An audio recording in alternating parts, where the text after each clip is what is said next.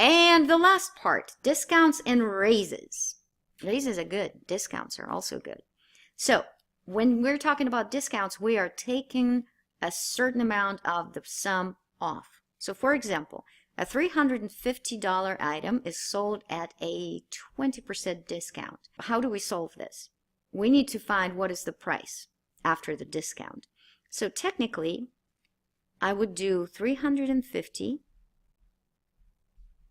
times 0.2 to find what the 20% of 350 is to begin with. So 35 times 2 is 70, right? So this would be 700, but because it's 0.2, 10 will come off. So that's going to be $70. So a 20% discount of 350 is $70. So then I would do 350 minus 70 would be 280. So the price of an item that originally costs $350 after a 20% discount would be 280. A simpler way, a shorter way, would kind of be a mental math. If you are selling something with a 20% discount, you are selling it for 80%. So what you could have done in a shortcut would be 350, find 80% of it, would be multiplying it by 0.8.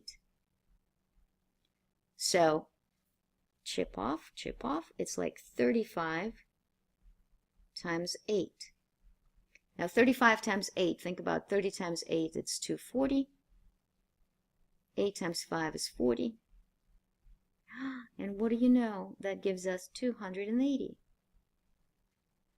So one more time, when we're looking at a discount, we can do it in two steps. We can find what 20% is and then subtract that from the original price. Or we can think first, if it's a 20% discount, that means that we're only paying 80%. Find the 80%, that's your price. Now, a little bit of a reverse problem.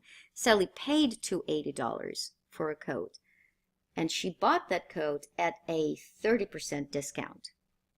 So here, the second part, the second way of thinking helps you even more. Think about if she bought that, Sally bought that coat, or whatever, yeah, the coat, at a 30% discount. That means that she only paid 70%.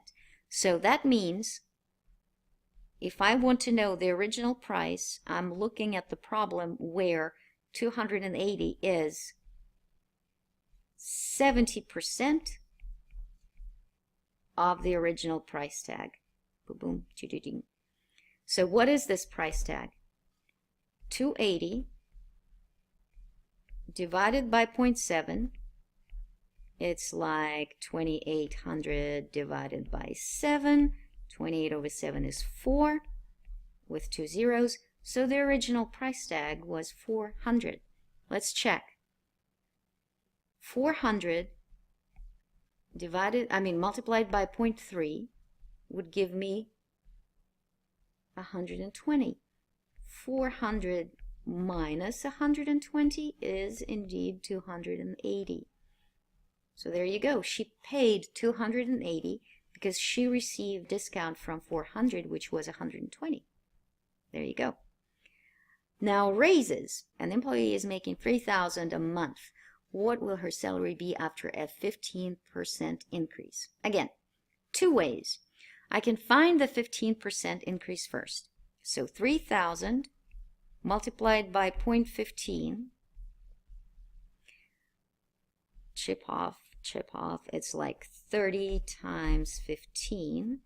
15 times 3 is 45, and a 0. So 450 is the extra money that she's going to be making after the 15% increase in salary.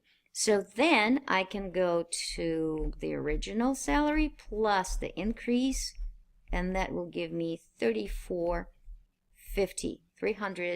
3,000 $450 will be her new salary. That's the first way. Another way of thinking about this is she will still be making the 100% that she started with plus the 15. So what she will be making is 115% of her original salary.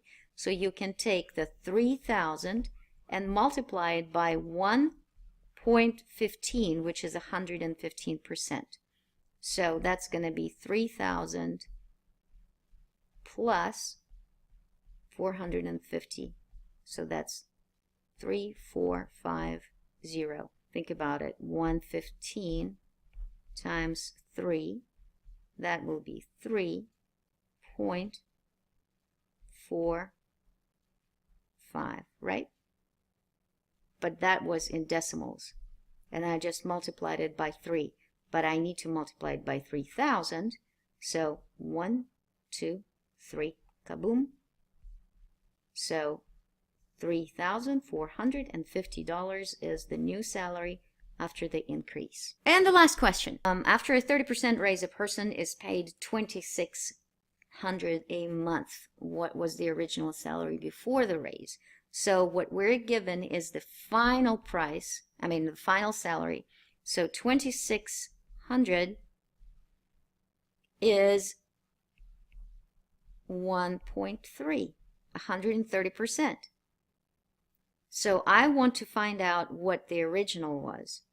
So I will take 2,600 and I will divide by 1.3. So it's the same as 26,000 divided by 13. 26 over 13 is a neat 2.